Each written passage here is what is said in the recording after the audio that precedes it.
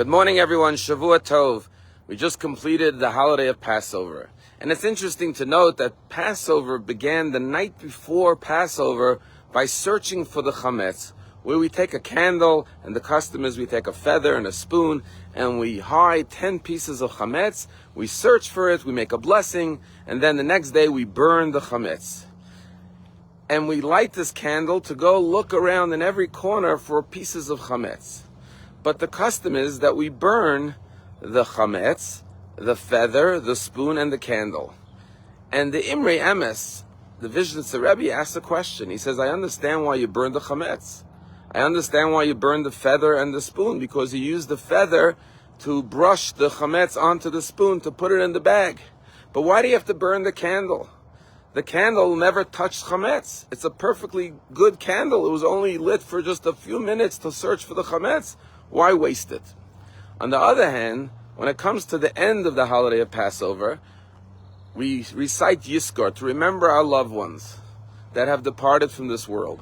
And we light a Yizkor candle. And the question is brought down, what happens if after the holiday you realize that the candle didn't burn out, there's leftover wax?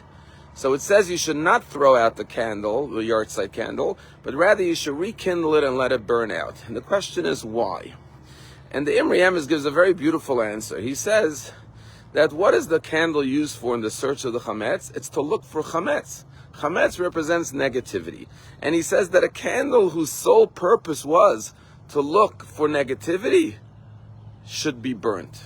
Meaning this aspect of our character, to search out other people's flaws, weaknesses, shortcomings, failings, with a candle, seeking other people's mistakes, and recognizing and identifying those qualities that are negative in others, that should be extinguished. That should be eliminated. On the other hand, the yahrzeit candle that we light at the end of the holiday is the exact opposite. Why do we light a candle? To remember our loved ones. We want to recall all their goodness, all their kindness, all their love. We want to recall all the fond experiences and memories that we have from our life with them. And therefore, it's a candle that seeks out the good and the positive. And therefore, he says that's a candle that you should keep on burning as long as you can. And this is the closing message of Passover. The word Pesach means Pesach, a mouth that speaks. On the holiday of Passover, we recount the miracles of God, the wonders, the greatness, the praise, the appreciation. We sit around the table, we connect and bond with our family. And those are the beautiful moments of life, that our mouth could speak words of goodness that will be transmitted from generation to generation, from children to, God willing, their children. And that's the continuity and the blessing of the Jewish nation. And I had this experience. We're leaving Lake Tahoe now, heading back to Palm Beach after spending Passover here. And the synagogue here, the Chabad house, was 3 miles away from where our house was. And our house is up on the mountain.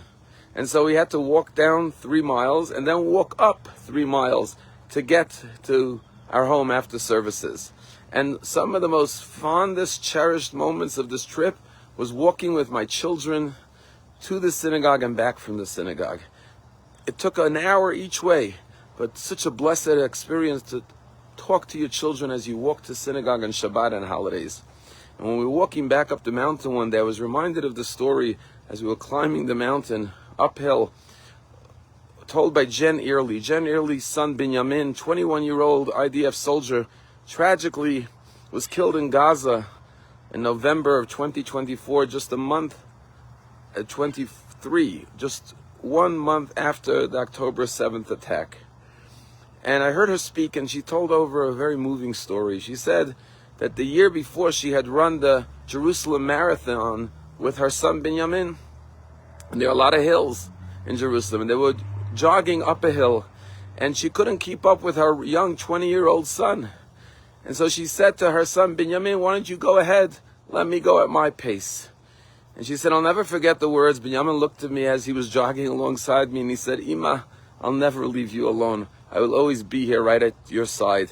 And then he put his hand on his mother's back and helped her with his push as she jogged up the hill. And she says, those words have stayed with me. And now that he is gone, Whenever I feel weary, whenever I feel I cannot climb this hill, it's too difficult, it's too challenging, I remember his words to me, Ima, I will never leave you alone. I will always be here right at your side.